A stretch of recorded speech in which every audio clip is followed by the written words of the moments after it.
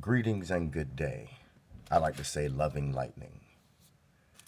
I say loving lightning because love is the ultimate source of creation and the ultimate source of all things, and it is lightning of all and every burden that you could possibly have.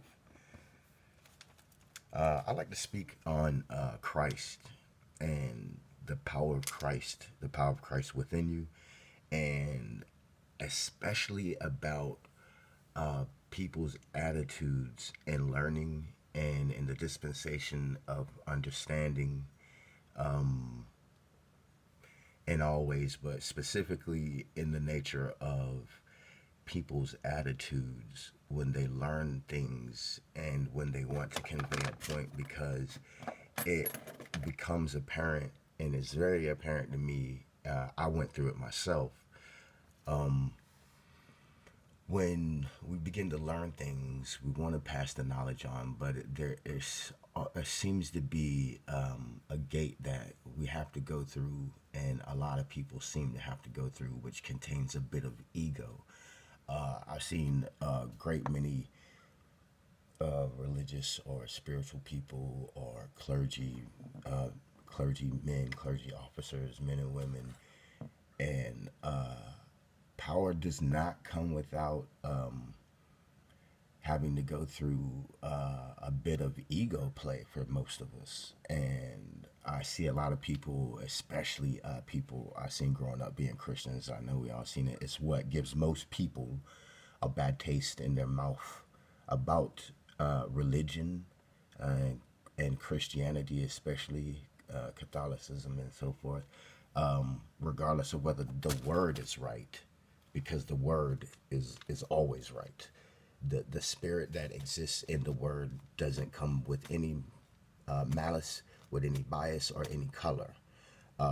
So I always, regardless of what spiritual book you say that you're reading out of, or you say that you believe in, if you're not reading it, you're not learning it. If someone's telling it to you, you're not learning the truth.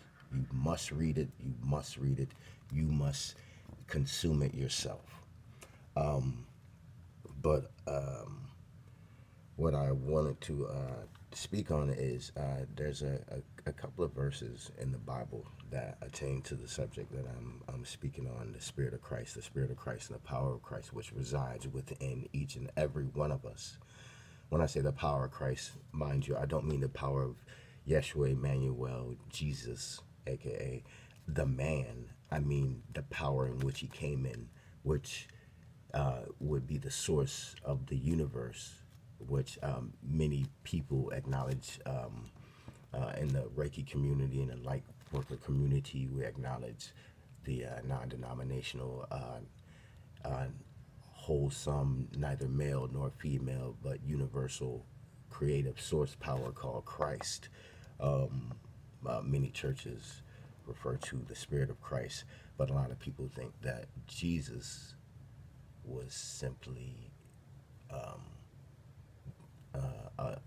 a singular occurrence, and it is not. Why do I say this? Of course, because Jesus called 12 individuals, disciples together, and gave them power and authority. And if you want to look this up, this will be Luke 9 and 2 and 1. He called 12 disciples together and gave them power and authority over demons and to cure diseases.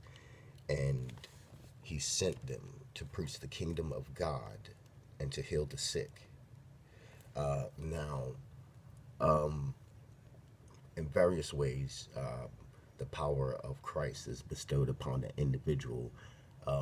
Just like if you go and sit at a seminar and listen to Tony Robbins, you're empowered with what he was empowered with when he spoke it to you, just simply by speaking to it being. So, from the get go, let's start with saying that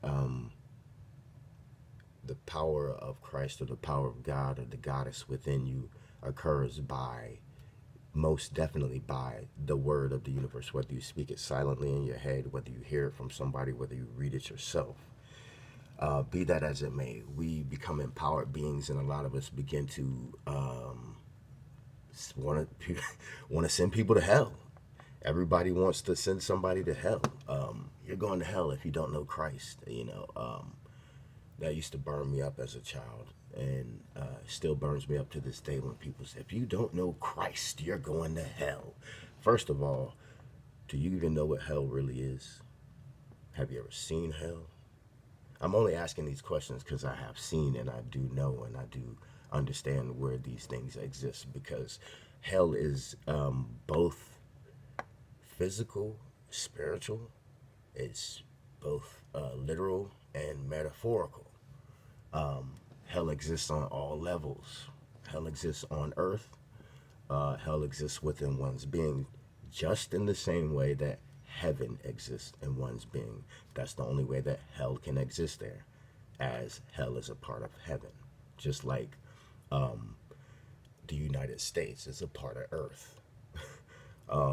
But let me get back to my point, which I really wanted to make, was people sending people to hell because you're not part of their system, you're not part of their ways, and they always want to use Christ's name or Yeshua Emmanuel's name and title as Christ, and I say that because it's not just merely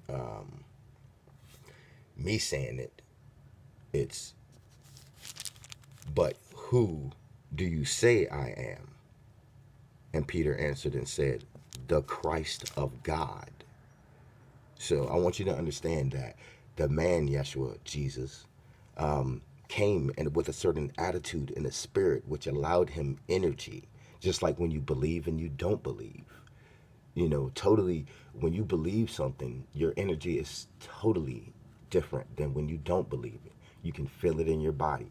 And if you do not, then I want you to start minding yourself when you say things, when things are said to you, when you read things and things are read or spoken to you. Feel yourself, feel your energy. Let your being settle upon itself and feel how your heart feels. Feel if you feel any pain in your back, any pain in your throat, because your spirit is talking to you at that moment. And these times you can actually become acquainted with your true self, which is the spirit, which is eternal and always exists. So let me get back to the Christ of God, which at this moment, the specific Christ I'm talking about is the one Jesus, or Yeshua Emmanuel, which is his real name, aka Jesus in plain English. So at this time, the disciples have, they've been dispensed power from the Spirit within them.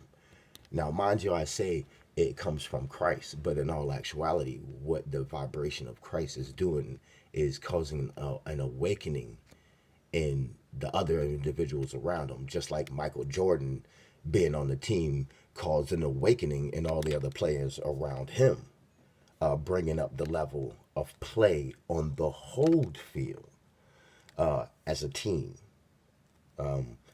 So I talk as a spiritual being, non-denominational. The spirit rules over everything.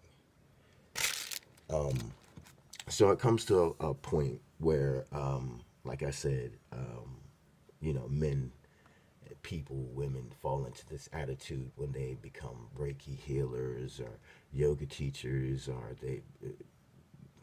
like I said, it's specifically about people who become religious leaders, Christians, at any level, because, you meet a person and they could be what I call an elementary school child at Christianity.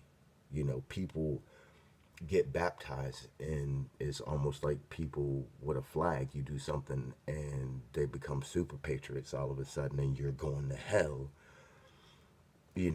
For one, you're being a spiritual being, if it hasn't raised your level of understanding and the level and awareness of compassion of your being and consideration, there's a lot more understanding that one needs and needs to take religiously to practice, because though we're blessed with gifts and though we have these gifts all by nature within us, they have to be cultivated. And so one has to have a attitude and a practice with themselves and within themselves.